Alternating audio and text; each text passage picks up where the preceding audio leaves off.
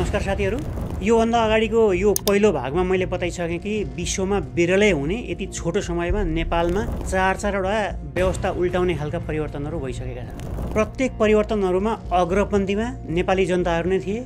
मर्ने, घाइते हुने र दुःख पाउने यति सबै नेपाली नै थिए।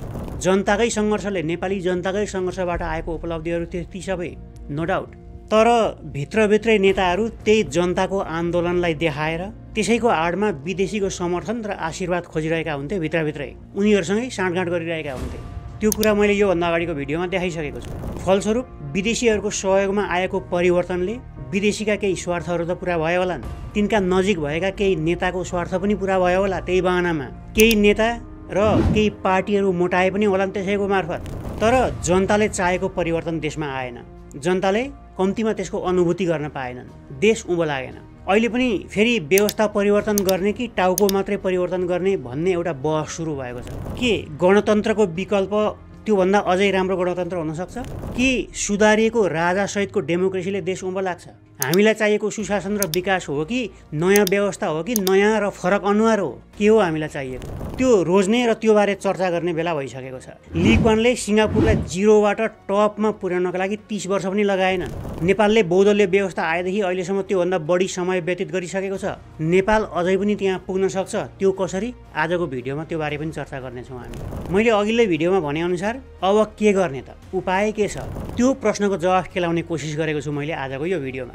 अनि त्यसैसँग जोडेर अन्त्यमा राजा फर्कने सम्भावना छ कि छैन र त्यसका असरहरू के हुन्छन्, वाट्स नेक्स्टकै पोइन्टमा आधारित भएर त्यो बारे पनि चर्चा गर्नेछु। कहाँनिर गलत भयो, त्यो कसरी ठिक ठाउँमा आउँछ, त्यसको चर्चा गरौँ। आउनुहोस् सबै मिलेर। तपाईँहरूलाई विश्वास नलाग्न सक्छ, नेपाल बन्छ, पक्का बन्छ, हाम्रै समयमा बन्छ। कसरी बन्छ त?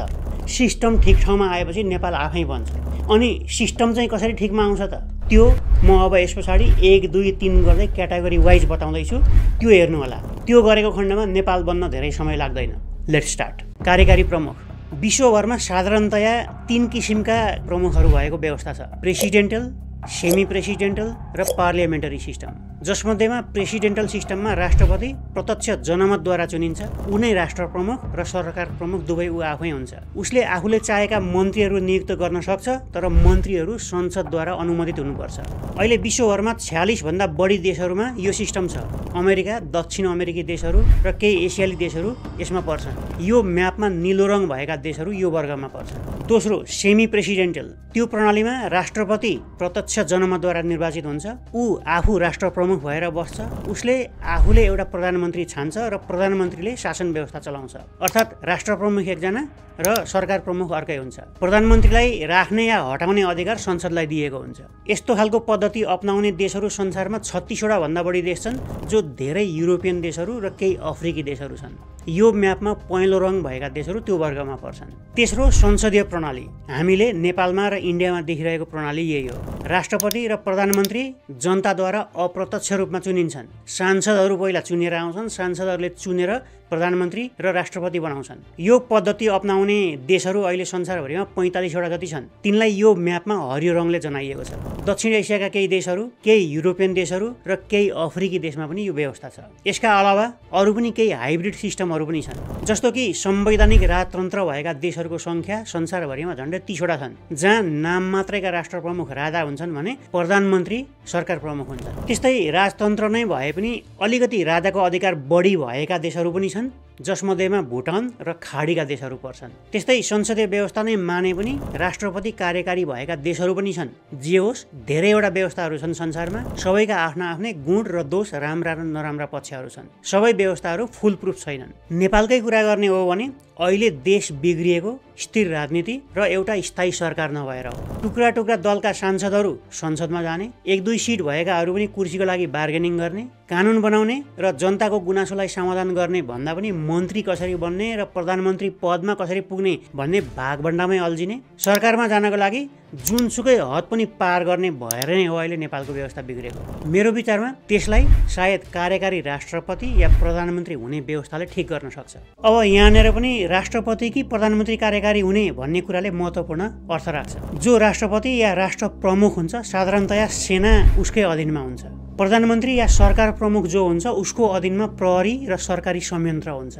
यदि कार्यकारी राष्ट्रपति नै हुने हो भने सेना, प्रहरी, प्रशासन र राज्यका महत्त्वपूर्ण निकायहरू जो छ त्यो एउटै व्यक्ति अथवा संस्थाको अधीनमा रहने हुन्छ, यदि संविधानले नै तोकेर व्यवस्था नगर्ने हो भने। अमेरिका, युरोप र नेपाल फरक छन्। भौगोलिक, राजनीतिक, जनताको शिक्षाको स्तर लगायत धेरै कुराहरूले फरक छन्। त्यहाँ भएको व्यवस्था नेपालमा ठिक नहुन पनि सक्छ। त्यसैले नेपाल जस्तो देशको लागि कार्यकारी राष्ट्रपति झनै खतरा हुन्छ भन्ने मेरो धारणा छ। शक्तिको पृथकीकरण पनि गर्नुपर्ने हुन्छ, कोही अधिनायकवादी नहोस् भनेर हेर्नुपर्ने पनि हुन्छ। त्यसैले नेपालमा सायद कार्यकारी प्रधानमन्त्री नै सही छनौट हो कि भन्ने धेरै कोणबाट हेर्दाखेरि त्यस्तो लाग्छ।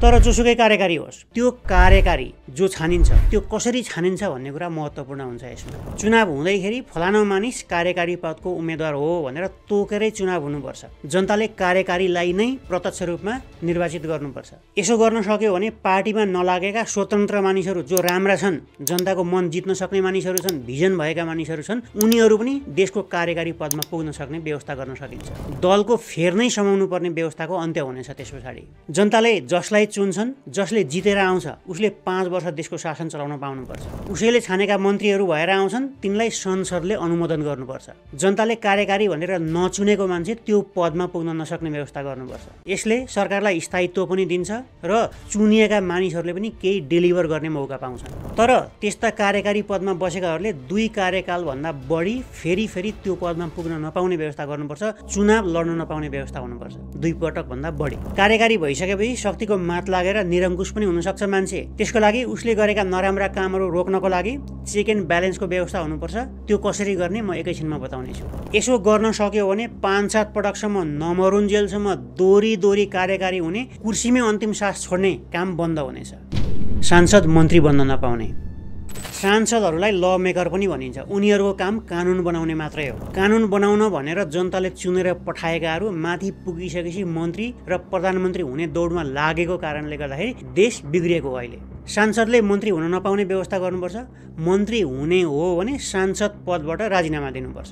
2टा मध्ये एउटा चुन्नुपर्छ। यसो गर्यो भने कानुन बनाउनले कानुन मात्रै बनाउँछ र शासन चलाउनेले शासन मात्रै चलाउँछ।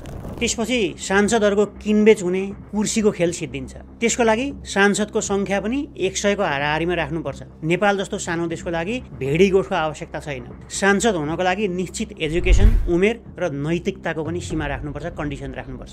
औँठा छापहरूलाई सांसद बनाएर काम छैन। ल मेकिङको ठाउँ हो त्यो, देशको कानुन बनाउने ठाउँ हो, औँठा छापहरूलाई जागिर खुवाउने ठाउँ होइन। राष्ट्रिय सभाको पुनर्संरचना गर्ने र त्यहाँ आउने मानिसहरू पनि जनताले नै प्रत्यक्ष चुन्ने व्यवस्था गर्नुपर्छ।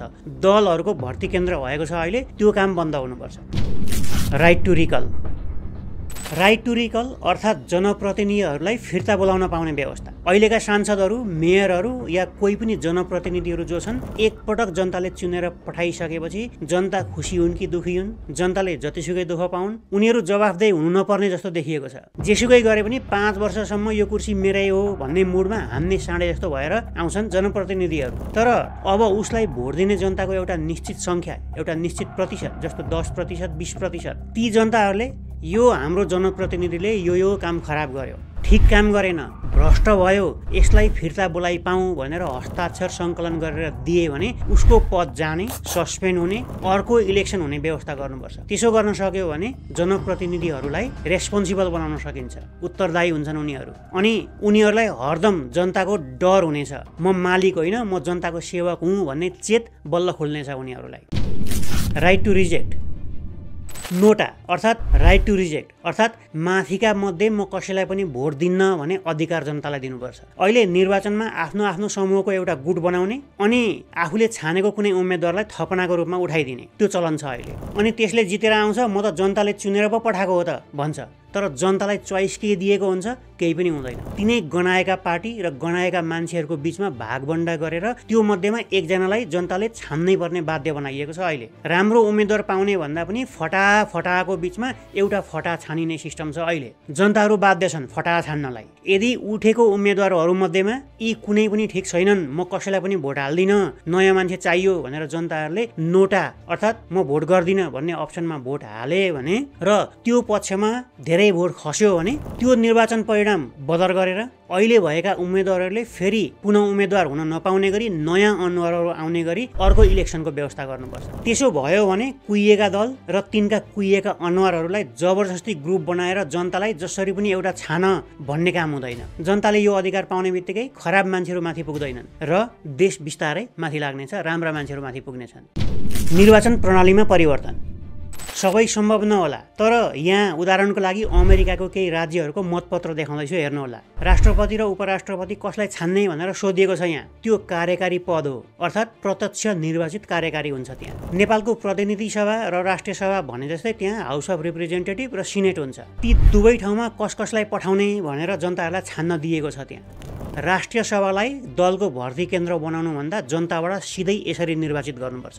विभिन्न तहका अदालतहरूमा न्यायाधीश कसलाई राख्ने, फलानु न्यायाधीशको पदावधि सिद्धिन लागेको छ, उसलाई थप्ने कि नथप्ने भनेर यही मतपत्रमा जनताहरूलाई सोधिएको छ। जनताले न्यायाधीश छान्न पाउने व्यवस्था गर्न सके त राम्रै होला देशमा, होइन र? पुलिस, एजुकेसन, फायर डिपार्टमेन्ट जस्ता महत्त्वपूर्ण सार्वजनिक पदहरू, सिधै जनतासँग गएर इन्भल्भ हुनुपर्ने पदहरू, त्यो छान्ने अधिकार पनि जनतालाई दिएको छ। जनताले छानेका मान्छेहरू त्यो ठाउँमा पुगिसकेपछि राजनीतिक नियुक्ति र फोरी खेल बन्द हुन्छ त्यो ठाउँमा। जनताप्रति उत्तरदायी बनाउने यो पनि एउटा उपाय हो। अनि विभिन्न ट्याक्सका दरहरू हेरफेर गर्ने कि नगर्ने, अहिले भइरहेका करका दरहरू जुन छन् त्यसलाई घटाउने कि बढाउने, नयाँ ट्याक्स लगाउने कि नलगाउने, अथवा भइरहेका ट्याक्सका दरहरू हेरफेर गर्ने कि नगर्ने भनेर चोइस दिन्छ जनतालाई। इलेक्सनमा जनताले जे भोट गर्छन्, जुन पक्षले जित्छ त्यही अनुसार ट्याक्सको प्रणाली हेरफेर गरिन्छ त्यहाँ। आफूले तिर्ने स्थानीय करको दर जनता आफैले निर्धारण गर्छन् इलेक्सनको माध्यमबाट। स्थानीय सरकारका कुनै पनि करका दरहरू, स्थानीय करहरू गलत छन् भने जनताले त्यसलाई उल्टाइदिन सक्छन्। नेपालमा यी सबै माथि भनिएका कुराहरू गर्न नसकेला, ठिक छ, तर जे गर्न सकिन्छ त्यसलाई केले रोकेको छ, त्यो किन नगर्ने? अनि कार्यकारी पदको इलेक्सन गर्दाखेरि पनि नेताको गोजीबाट फुत्त एउटा कागज निकालेर ल फलाना मेरो चाहिँ राष्ट्रपतिको उम्मेदवार भनिँदैन त्यो ठाउँमा। अमेरिकामा प्राइमरी र ककस भनिने स्थानीय स्तरबाट काउन्टी, स्टेट हुँदै राष्ट्रिय स्तरसम्म बहस चलाइन्छ, भेला गरिन्छ, एक किसिमको इलेक्सन नै गरिन्छ। प्रत्येक तहबाट अनुमोदन हुँदै जित्दै आएको मान्छे बल्ल गएर राष्ट्रपतिको उम्मेदवार हुन्छ। नेताको गोजीबाट फुत्त निस्केर उम्मेदवार हुँदैन त्यो ठाउँमा। नेपालमा यो काम किन गर्न सकिँदैन? नेपालमा यो काम गर्न सकियो भने साँच्ची नै जनताले नै रुचाएको मान्छे कार्यकारी भएर अथवा उम्मेदवार भएर आउने थियो। टिके प्रथाको अन्त्य हुने थियो यसो गर्न सकेदेखि। संवैधानिक निकायहरूको पुनर्संरचना, न्यायपालिका, प्रहरी, सेना, गुप्तचर निकाय, अख्तियार लगायत अरू जति पनि संरचनाहरू छन्, महत्त्वपूर्ण संरचनाहरू, तिनीहरूलाई निष्पक्ष र राजनीतिक रहित बनाउनुपर्छ। अहिले भन्नलाई यी संस्थाहरू निष्पक्ष छन्, स्वतन्त्र छन्, तर भित्रभित्रै सबै यी संस्थाहरूमा राजनीतिको भर्ती केन्द्र बनाइएको छ। नेताको पाउ नमोलिकन यो संस्थामा माथि कोही पनि पुग्नै सक्दैन, त्यस्तो बनाइएको छ। यो प्रथा अन्त्य हुनुपर्छ। यी संस्थाहरूमा दलीय भागबण्डा जुन छ त्यो अन्त्य हुनैपर्छ। यी संस्थाहरूलाई अझ बढी अधिकार दिनुपर्छ, राजनीतिबाट मुक्ति दिनुपर्छ। संसदीय सुनवाई नामको जुन भागबण्डा छ त्यो भागबण्डा बन्द हुनुपर्छ। यी संस्थाहरूमा स्वत प्रमोसन र स्वत डिमोसन हुने गरेको एउटा सिस्टम बनाउनुपर्छ, अटोमेटेड सिस्टम। यी संस्थाहरूलाई उच्च कार्यकारी र उच्च ओहदाका भिभिआइपी मानिसहरूको समेत इन्भेस्टिगेसन गर्न पाउने गरेको अधिकार दिनुपर्छ। कसैले पनि रोकटोक गर्नु हुँदैन। चेक एन्ड ब्यालेन्स, शक्ति हातमा आउने बित्तिकै मानिसले जनमतको गलत व्याख्या गर्न सुरु गर्छ। मलाई त जनताले चुनेर पो पठाएको हो त, म त जनताको प्रतिनिधि पो त, सबभन्दा धेरै भोट पाएर आएको भन्ने घमण्ड बढ्न थाल्छ नेताहरूमा। यो ह्युमन नेचर नै हो, संसारभरि नै हुन्छ यो। हिटलर पनि डेमोक्रेटिक प्रक्रियाबाटै माथि पुगेका थिए। त्यसैले पेरियोडिक इलेक्सन, समयमा इलेक्सन भयो भन्दैमा डेमोक्रेसी छ भन्न मिल्दैन। कार्यकारी या माथि भनिएका संवैधानिक संरचनाहरू त्यो ठाउँमा मानिसहरू स्वेच्छाचारी भए, म भन्दा माथि कोही पनि छैन भन्ने भए र गलत कामहरू एकपछि अर्को गर्दै गए भने उनीहरूलाई कन्ट्रोल गर्ने मेकानिजम हुनुपर्छ। त्यो मेकानिजम संसदबाट, अदालतबाट वा जनताबाट विभिन्न तरिकाबाट हटाउन सक्ने गरेको प्रविधि विकास गर्नुपर्छ। राइट टु रिकलले पनि यहाँनिर राम्रो काम गर्न सक्छ। यसले चेक एन्ड ब्यालेन्सको काम गर्छ, नेताहरूलाई स्वेच्छाचारी हुनबाट जोगाउँछ। सङ्घीयताको खारेज, अहिले भएका 7वटा प्रदेशहरूको आय व्यय र पुँजीगत खर्चको अनुपात हेर्ने हो भने लगभग सबैको स्थिति खराब छ। खर्चै धान्न नसक्ने स्थिति भइसकेको छ। आफ्नो क्षमताले पालिन सक्ने स्थिति छैन उनीहरूको। दान, ऋण र सहयोगमा बाँच्नुपर्ने स्थिति छ। यहाँ मैले सँगै देखाएको डेटा पनि हेर्दै जानु होला। प्रदेशहरू ऋणको भारी बोकाउने संस्था मात्र भएका छन्। जनहितमा सोचे जस्तो काम गर्न सकेका छैनन् उनीहरूले। केन्द्रले पनि अधिकारको विकेन्द्रीकरण गर्ने त भन्यो, तर त्यो अहिलेसम्म हुन सकेको छैन। सबै प्रदेशहरूको खारेजी गरेर पालिकाहरू जुन छन् गाउँ-गाउँमा जनतासँग प्रत्यक्ष सम्पर्क हुने पालिकाहरू तिनीहरूलाई योभन्दा बढी अधिकार योभन्दा बढी स्वायत्तता दिएर सम्बन्धित जनतासँग सम्बन्धित कामहरू त्यहीँबाट सिधै गर्न सक्ने व्यवस्था गर्नुपर्छ। यसो गर्ने हो भने अहिले प्रदेशले गर्ने जुन काम छ त्योभन्दा राम्रो काम त्यो काम पालिकाहरूले नै गर्न सक्ने हुन्छन्। भ्रष्टाचारमा शून्य सहनशीलता।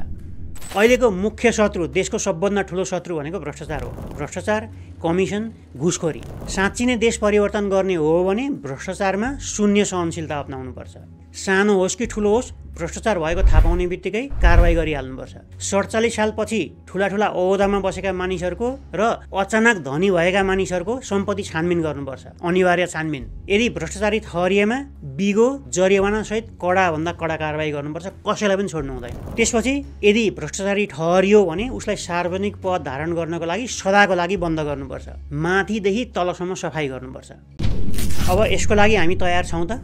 अब यसको लागि सबभन्दा मुख्य प्रश्न हो के यो गर्न अहिलेका दलहरू तयार छन् त? हामी तयार छौँ त? यो सब गर्नको लागि अहिलेको संविधानबाट सम्भव छैन, पिरियड। अहिलेको संविधान यो सब काम गर्नको लागि बाधक छ। यसको लागि संविधान संशोधन गर्नु पर्यो। त्यसको लागि संसदको 2/3 बहुमत चाहियो। संसदमा अहिले 2/3 बहुमत अगटेर को बसेको छ? तिनै छन् जसले सबभन्दा बढी भ्रष्टाचारीको संरक्षण गरेका छन्, जानेर सबभन्दा बढी ठुला ठुला भ्रष्टाचारीहरू छन्। अब माथि भनेका कुराहरू मैले जे भने ती कुराहरू संविधानमा या कानुनमा आउने हो भने सबभन्दा पहिला पत्तासाफ यिनीहरूकै हुन्छ। अब आफ्नै पत्तासाफ गर्ने गरीको संविधान संशोधन त यिनीहरूबाट आशा गर्न सकिँदैन, त्यो त कुरै भएन। त्यसो भए कसले गर्छ त यो काम? कसरी गर्ने? त्यसका दुईटा उपाय छन्। एउटा उपाय अब आउने चुनावमा जसले यी माथि भनेका कुराहरूलाई हामी गर्छौँ भनेर प्रतिबद्धता जाहेर गर्छन् उसको पक्षमा लाग्ने, खुलेर लाग्ने र उसैलाई जिताउने। आउने चुनावले यसको परीक्षण गर्नेछ।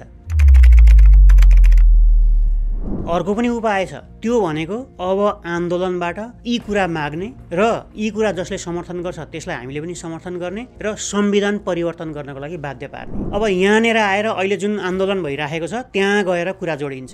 यो सब कुरा अहिलेका आन्दोलनरत समूहहरू जो छन् तिनीहरूको माग यो हो कि होइन? यसमा तिनको समर्थन छ कि छैन?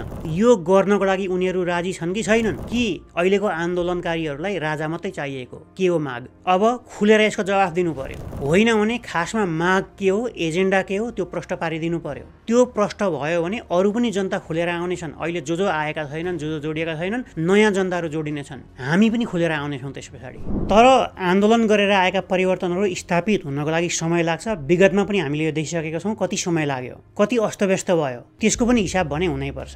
हिजो राजाको प्रत्यक्ष शासनकालमा पनि भ्रष्टाचार र तस्करीहरू भएका घटना हामीले बारम्बार सुन्दै आएका छौँ। तलका र पहुँच नभएका मानिसहरूलाई कारवाही हुने र माथिका र पहुँच भएका मान्छेहरू उम्किने गरेका त्यो बेलामा पनि थिए। आफ्नो विरुद्ध बोल्ने र लेख्ने जतिलाई जेल, नेल र मृत्युदण्ड नै दिएका उदाहरणहरू पनि प्रशस्तै छन् राजाको समयमा अथवा पञ्चायती व्यवस्थाको समयमा। त्यो बेला दरबार नजिक भएका अथवा शासकहरूको नजिक भएकाहरूको जीवनशैली हेर्दाखेरि त्यो कुरा अहिले पनि थाहा हुन्छ।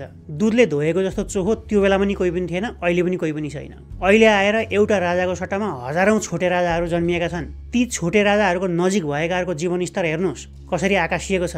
भ्रष्टाचार हिजो लुकेर र लुकाइएर गरिन्थ्यो, आज खुल्लमखुल्ला हुन्छ, त्यति मात्रै फरक हो। हिजो पनि भ्रष्टाचार थियो, कमी कमजोरीहरू थिए, खराब काम भएका थिए, आज झन् चौपट भएको छ। अर्थात् राजा हिजो पनि थिए, भ्रष्टाचार हिजो पनि थियो। राजाहरू आज पनि छन्, हजारौं छन्, आज पनि भ्रष्टाचार भएको छ, बढेर गएको छ। यो ठिक ठाउँमा ल्याउनै पर्छ। त्यो ठिक ठाउँमा ल्याउन अब माथि भनेका कुराहरूमा प्रतिबद्धता र गरेर देखाउने मान्छे, संविधान, कानुन र व्यवस्था चाहियो। त्यो जसले दिन्छ अब जनता त्यतैतिर जाने पक्का निश्चित छ।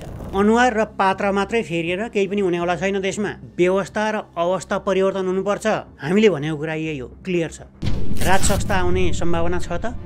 अब अन्तिम प्रश्नतिर जाउँ। यति हेरिसकेपछि नेपालमा राज संस्था या राजा आउन सम्भावना छ कि छैन भन्ने प्रश्न धेरैले सोधेको देखिन्छ। सम्भव छ कि छैन भन्ने कुराका तीनवटा आधारहरू छन्, तीनवटा उत्तर हुन सक्छन्। अहिलेको नेपालको संविधान 2072 हेर्नुभयो भने प्रष्टसँग लेखिएको छ नेपाल संघीय गणतन्त्रात्मक राज्य हो। त्यसको अर्थ संविधान संशोधन नगरिकन सिधा वैधानिक बाटोबाट, संवैधानिक बाटोबाट राजा आउन सम्भव छैन। संविधान संशोधन गर्नको लागि 2/3 बहुमत चाहिन्छ। अघि मैले भनिसकेँ, अहिलेको संसदमा भएका ठुला ठुला दलहरू राज संस्थाको पक्षमा छैनन्, उनीहरू विरुद्धमा छन्। यो सम्भावना देखिँदैन। दोस्रो उपाय पनि छ। आन्दोलनद्वारा व्यवस्था नै परिवर्तन भएका छन् बार बार। 46 सालमा त्यही भयो, 63 सालमा त्यही भयो। अहिले पनि त्यो सम्भव छ। तर मैले माथि भनेअनुसार जे प्रश्नहरू सोधेको छु माथि, त्यसको क्ल्यारिटी नआउन्जेलसम्म यो सम्भव होला कि नहोला त्यो समयले देखाउला। तर क्रमशः माहौल बन्दै गएको हो कि जस्तो देखिएको छ। तेस्रो तरिका पनि छ, सैनिक विद्रोह, सैनिक कु अथवा सैनिक शासन। यो उपायले धेरै देशहरूमा व्यवस्था परिवर्तन भएका छन्, तर यो बाटोमा हिँड्दाखेरि विश्वका कुनै पनि देशको समर्थन पाउन सक्ने सम्भावना छैन। नेपाल एक्लिने छ। त्यो प्रेसर कसैले धान्न सक्छ कि सक्दैन त्यो भविष्यले नै बताउँछ। त्यसैले मलाई पर्सनली यो सम्भव छ जस्तो लाग्दैन तेस्रो उपाय। तर मैले योभन्दा अघिको भिडियोमा मैले बताए जस्तै विदेशी, विशेष गरी इन्डियाले जे चाह्यो अहिलेसम्मका 4वटा परिवर्तनहरूमा ठ्याक्कै त्यही भएको छ नेपालमा। प्रत्येक परिवर्तन इन्डियाले नै चाहेको बाटोमा हिँडेको छ। अहिलेको हेर्ने हो भने अहिले इन्डियाको समर्थन राजावादीको आन्दोलनमा छ भन्ने प्रशस्त प्रमाणहरू त्यतातिरबाट आएका थिङ्क ट्याङ्कहरू र त्यहाँबाट आएका सूचनाहरू हेर्दाखेरि देखिन्छ, अनुमान लगाउन सकिन्छ। त्यसैले यसको सम्भावनै छैन भन्न सक्ने ठाउँ चाहिँ छैन। अब अन्त्यमा जनता फ्रस्ट्रेटेड छन्, निराश छन्, आक्रोशित छन्, भ्रष्टाचार र व्यथितिले सीमा नागेको छ। तर सरकारमा सम्मिलित दलहरू र उसलाई समर्थन गर्नेहरू आफ्नै डम्फु बजाउनमा व्यस्त छन्। तिनका वफादारहरू सरकारको तारिफ गरेर थाक्दैनन् अनि नाना थरी प्रोपागान्डा गरेर, वक्तव्यहरू निकालेर, भाषणबाजीहरू गरेर जनतालाई उत्तेजित बनाउने र चिडाउने काम झन् बढी हुँदै गएको देखिन्छ। हामीले लडेर ल्याएको गणतन्त्र, हामीले रगत बगाएर ल्याएको परिवर्तन, महान क्रान्ति भनेर जनताको जीवनस्तर उकासिँदैन। कसले कति वर्ष जेलमा बितायो, कसले केका लागि बन्दुक बोक्यो, त्यो अहिलेका जनतालाई मतलब छैन।